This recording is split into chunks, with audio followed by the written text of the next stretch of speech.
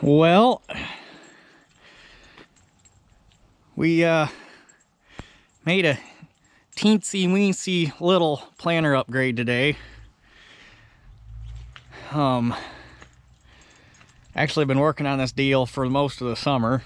Actually, I made the deal a while ago, but this was the first chance I got to actually go get the damn thing, because one thing led to another, and between trying to get ready for Rantoul and get combines ready and all the other shit shows that happened there over the summer, I never got a chance to go get it. But obviously it's here now. I was not, well, obviously it's a white 6180. I think the 6000 series came out in the early to mid 90s. I could probably actually, this thing's got to have a data plate on it somewhere. I could probably actually, this thing's due, oh, right there. I can probably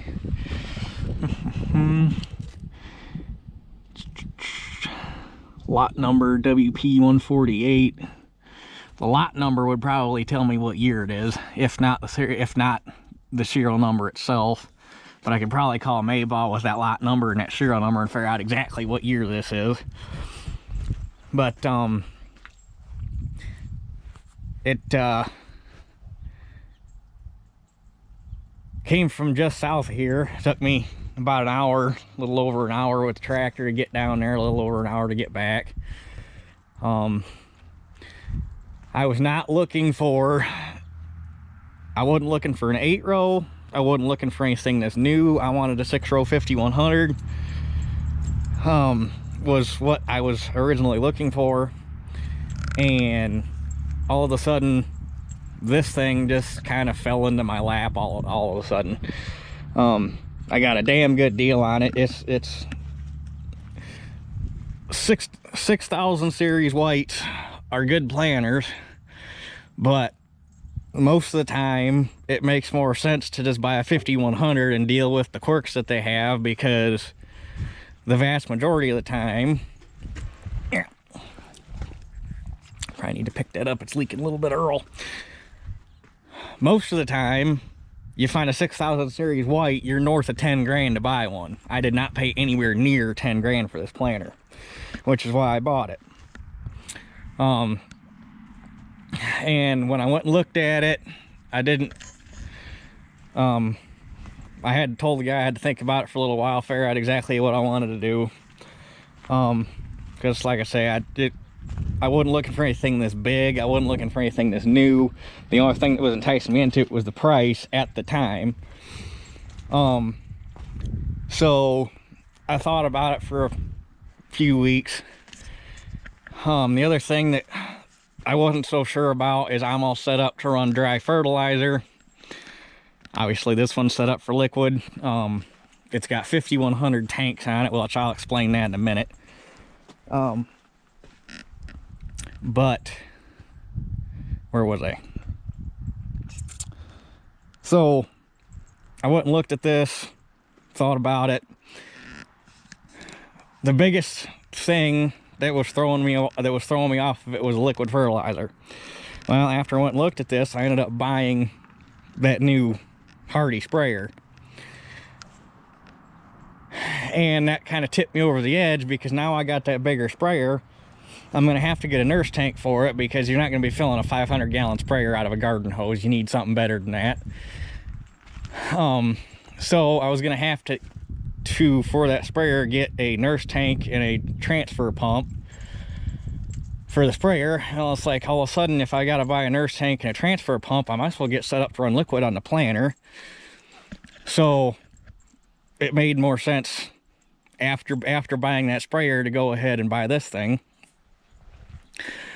And then the more I got thinking about it, it's like, well, if I buy an 8-row planter, now I don't have to buy a 6-row head. I can keep the 4-row head. I can keep my 4-row cultivator. I mean, basically everything I got is set up to run a multiple of 4 planter. So 8-row, 16-row, yada, yada, yada. So it's going to save me from having to buy another corn head. I can just keep the one I got and put a little bit of money into it to fix that head up. And now that I'll be set up to run liquid on the planter, it'll make it easier. What I want to do is either, I know where there's an 8-row white cultivator, a 378, just like what I got, but 8-row. I know where one of those is at that I could pick up for probably pretty cheap. So I could either do that and set that up as a 28 applicator, or I could take my 4-row and set that up as a 28 applicator with the saddle tanks on the 2105 like what I talked about. So either way, I can get set up to applicate 28 for side dressing and get away from spreading urea, which I want to do anyway, because spreading urea is fine. It's generally a little cheaper than running 28, but timing is so critical on spreading urea, and you have to have the weather conditions right, and it's finicky, and in the end it probably ends up costing you a little bit of money because you don't get all the nitrogen into the ground like what you would with a 28 solution. What the hell is that? Interesting. So basically all the way around, I think that going this route, getting an 8-row with liquid, aside from the fact that it was for a 6000 series white planter, dirt cheap. Overall, as far as growing or looking toward the future and picking up more ground and growing like what I want to, this was probably leaps and bounds ahead of getting a 6-row 6100 dry fertilizer like what I was initially going to do, and having to get a 6-row head and find a 6-row cultivator to set up for 28 and all that bullshit. So like I say, as far as overall logistics, and then I can take my fertilizer wagon that I got now, put a brush auger in it, turn that into a seed tender for wheat and soybeans, and I can start buying my beans in boxes and not have to handle bags. So overall, it's going to move the operation to be a whole lot easier and make a whole lot more economic sense long term doing this. So that being said, the reason I got it cheap, it's going to take a little bit of work because right now it's set up on 36-inch rows. Obviously I'm going to have to narrow it up to 30s, but that's no big deal. It's just unbolting everything or loosening everything up on the frame, sliding it down. It's a toolbar planter, it's made to narrow up. It's just a matter of doing it. Sorry if the video's shaky, it's kind of cold, as you can tell. We got some freaking snow last night, and so it was a little bit of we went from 50 degrees yesterday to, I think we're under 30 right now, and my body was not quite ready for that. So like I say, it's going to take a little bit of TLC to get it set up for what I want to do with it, but that was the reason I got it cheap, was the guy realized it was going to take some work for somebody, because let's face it, there's not too many guys running wide rows anymore. And the reason that he bought it set up like that was they do a lot of vegetable work, and all their vegetables are set up on wide rows. So rather than having to have a tractor set up for 30s and having to have tractors set up for wide rows for their vegetables, he just went out and bought a wide row planter and was able to do everything and not have to have certain tractors for row cropping and certain tractors for vegetable work. He just do everything with everything. And when he bought it, because he bought it used, it originally came out of McCulloch's in Watseka, Illinois, which I've actually been to that dealer before. They've still got a bunch of Oliver and White parts, and they've actually got a bunch of Alice parts too.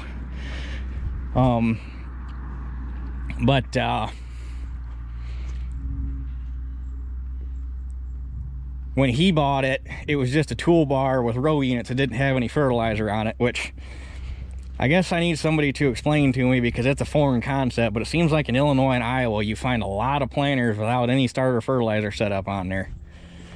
So, which to me in this area is a foreign concept, because in our soils, as cold as it generally tends to be in the spring, nobody does not, it's unheard of to not put on starter fertilizer. So I guess if there's anybody from Illinois or Iowa that can explain that to me. Looks like I'm gonna need to replace a couple down pressure springs too. Them's a little busted. But that's no big deal.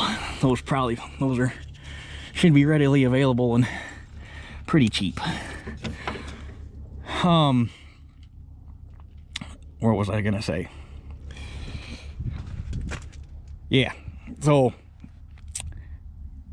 if somebody can explain to me why in Illinois and Iowa you find a lot of planters without any starter fertilizer set up, and I mean, it's not like they got the coulters on there and they're using saddle tanks on the tractors. I mean, he said there was no coulters on this, no nothing. So all the coulters on this, the tank brackets and the tanks are all off of 5100. So there's that. It's got a John Blue squeeze pump on it over here. Yeah, where's it at? It's kind of hard to see with the damn thing folded up. Right there.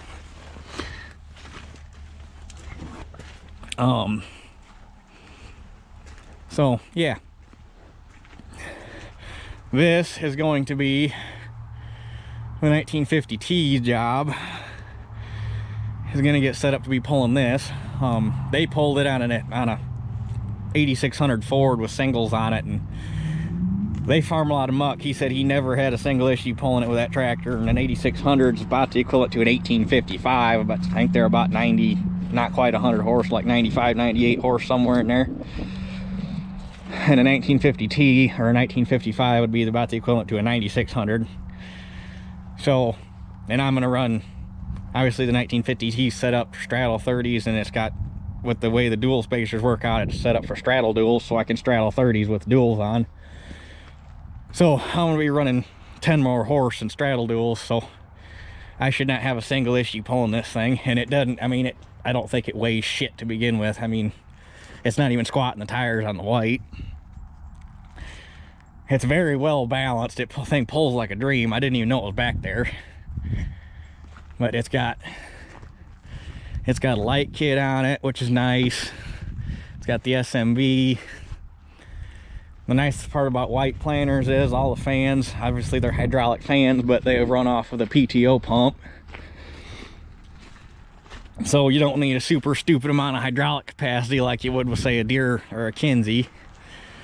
That's just the cool thing about whites is, like, obviously you're not going to be pulling a 8-row with a Farmall M, but like you had like an old Farmall M or a 2-banger Deere and you don't have a whole shit ton of hydraulic capacity, basically just enough to pick the planter up and down. But if you got 540 PTO, you can run all the fans on it. If you had it converted to 12 volt, you could pull a 4 or probably a 4-row, possibly a 6 if you had duals, but you could pull a 4-row white 5100 or a 6000 series planter with a Farmall M if you wanted to. All you need is enough hydraulic capacity to pick it up and set it down. So, but there's bean plates in here, there's corn plates and corn plates and corn plates in there. He's got the books for it somewhere. He just couldn't find them while we were there. He was going to look for them, and he's going to give me a call later this week when he finds them.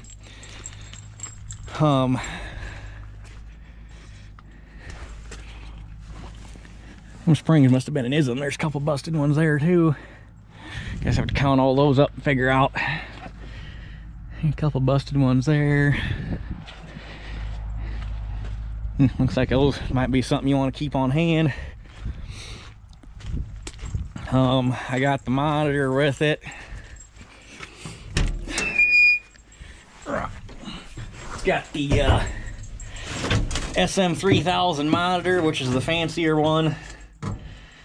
And then this is your control box for the fold and unfold and all that fancy stuff.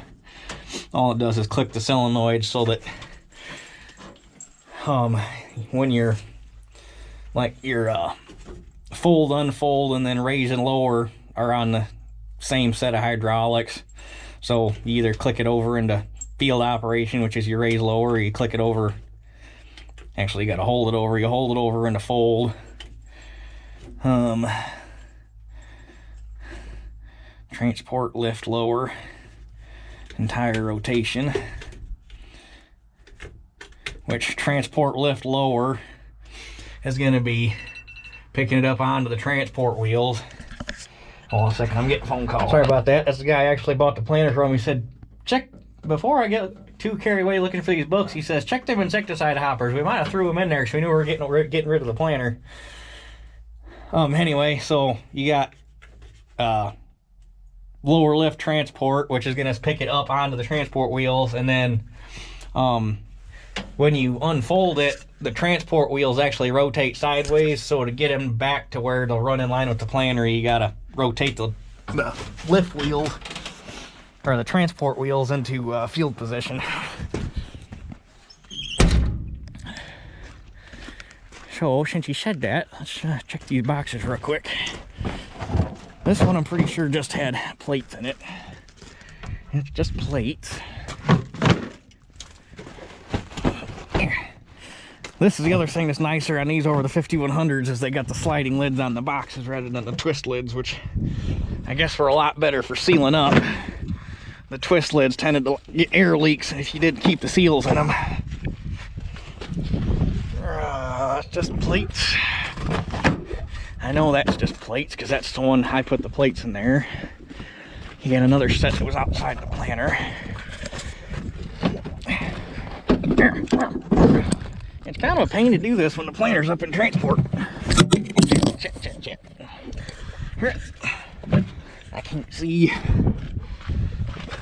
Nope, they're not in there.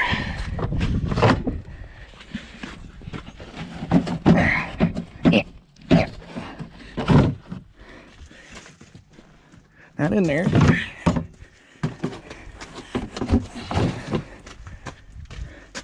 Not in there. Last one.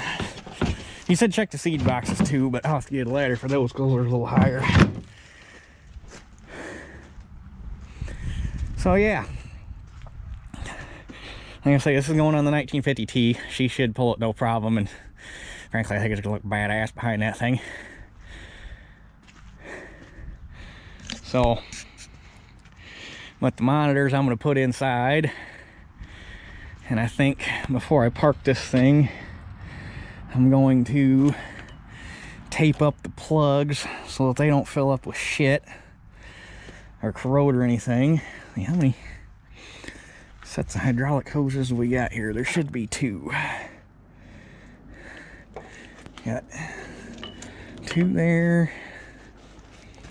Yeah, there's 4 hoses, so obviously it runs off of 2 remotes, but the one thing that did have me slightly concerned, I'll have to take a look at it.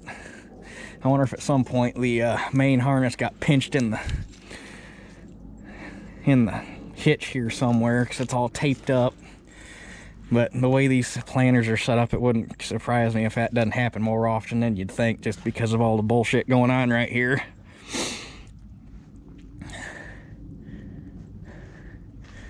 So yeah, that's the new planter. I'm guessing it's gonna be a little bit of a learning curve, but hell, I've jumped 30 years in planter technology in one purchase. It's the 50 or the 540. It's probably, it's a later 540. I'd put it somewhere around a 1970. Somewhere between a 1968 and a 1970, and this thing is probably, it's new enough to be an AGCO, so it would have to be after 1992. Pretty sure that's when AGCO bought what? AGCO was formed in 92. Yeah, it'd have to be after 92. So, I mean, it's a fairly new planter. At least it's fairly new as far as anything I got's concerned. It's still going on 30 years old now, but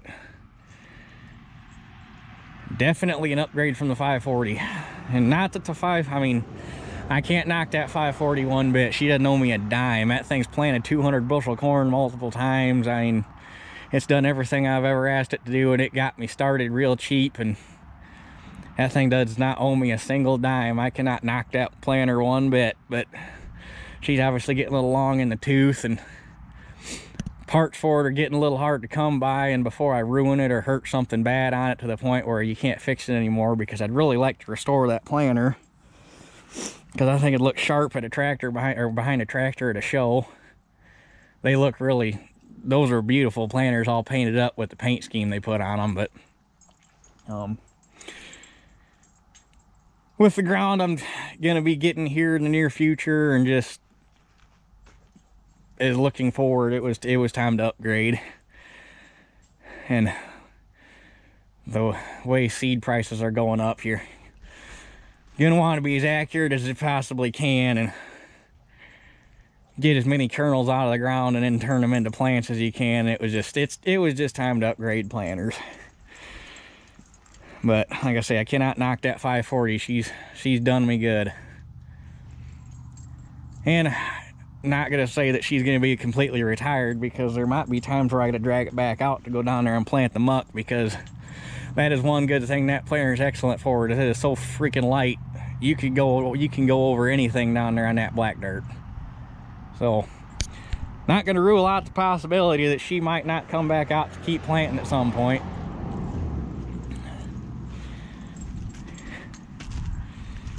But anyway, guess not a whole lot more to say about this, other than it's gonna be a late winter project, getting everything late winter, early spring. Teeter, get out of the road. You don't belong out there. Yeah, you don't belong out there. Right now my plan is to get through the holidays. I got some tree work to do and whatnot, depending on how much snow we end up getting before the first of the year. But I got tree work to get done before the first of the year, and then after the first, I'm gonna get the tee up here and start working on it, because I've tried to do work like that in between holidays, and it just turns into a fiasco with shit being closed and shit being open and shipping issues. And because of the holidays and everything, I decided I'm not doing that this time. I'm gonna wait till after the first of the year to tear the tee apart, so that I'm not dealing with holiday shit and trying to get parts with Christmas shutdowns and whatnot. So get the tee done after the first of the year. That's probably going to be a 2 to 3 week project, depending on how long it takes to get parts around and how long it takes the machine shop to get the block done and all that stuff. And then I have to see how long that takes us and what we end up with for time. And then I'm gonna have to see if I can find a shop to get this thing in and just give it a good once over, get it all narrowed up. I think I'm going to replace the main lift tires, because they are pretty checked in the sidewalls. They were sketching me out a little bit. They're 12 ply tires, so I mean, the odds of them blowing because of weather checking the sidewall are slim to none, but better safe than sorry. So I'm probably going to put new lift tires on it. The auxiliary tires don't look that bad, but they're Uniroyal 5 ribs, and I don't even know if Uniroyal still makes egg tires, so chances are the original tires of the planter. So it's probably about time to at least do the mains. Like we just saw, obviously gonna have to replace some down pressure springs, which I can't believe those are all too expensive. I mean, planter through Agco, even these planter parts for these things are a dime a dozen. There's so many parts between a 6000 and a 5100 series that interchange, and they just, hell, even up into the newer, like post 2000 planters, there's still a lot of parts that interchange. I mean, planter parts for these things are cheap and plentiful. I might look at that bearing's a little iffy. That one's good. I'm probably gonna replace the marker coulters. Oh, no wonder that bearing's going out, the hubcap's missing. But probably gonna replace the coulters on the markers, make them match. Gonna have to see about, I don't even know why they put those on there. That just seems like something the trash should catch on. Might just get rid of that thing. You know, it's already missing on the other one. One of these markers, this one, looks like it had gotten into a fight with a tree or something at some point, because it's been broke.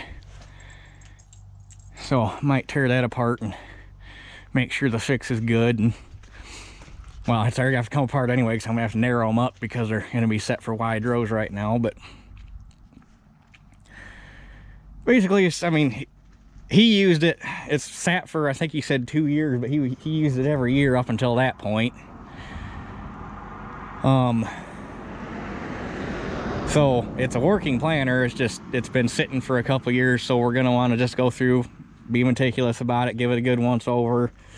Gonna have to pull the one thing that I wasn't too excited about was they stored it with the plates in it, and I know a bunch of guys that own these things, and before I went through and pulled the trigger out, I talked to them and they said if you store them with the plates in them, make sure you leave them out a ways because you don't want to smash the brushes. So we'll have to pull all the plates out, make sure the brushes are still good. If not, brushes for these things are cheap. I think you can get them through Shoop. I don't even think you guys got to go through AGCO to get stuff like that. Make sure that the everything, like, it's just give it a good once over, basically what I'm getting at. New piece of equipment to me. I mean, it's fairly new, it's fairly low acre, shouldn't be a whole lot wrong with it. And then obviously we're gonna have to make a monitor mount and everything for the 1950T, so that'll be part of the project when it's up here in the shop, is to do that. So yeah, but anyway, I'm gonna get this thing kind of ready to park, and probably just gonna park it up there in front of the barn for now because I got no better place to put it. And this thing right here pretty much determines that the major project next summer is going to be putting a shed up, because between this and the 8700 I got to get a roof on. These things just can't keep sitting outside. I got to get a roof over them before they turn to shit. So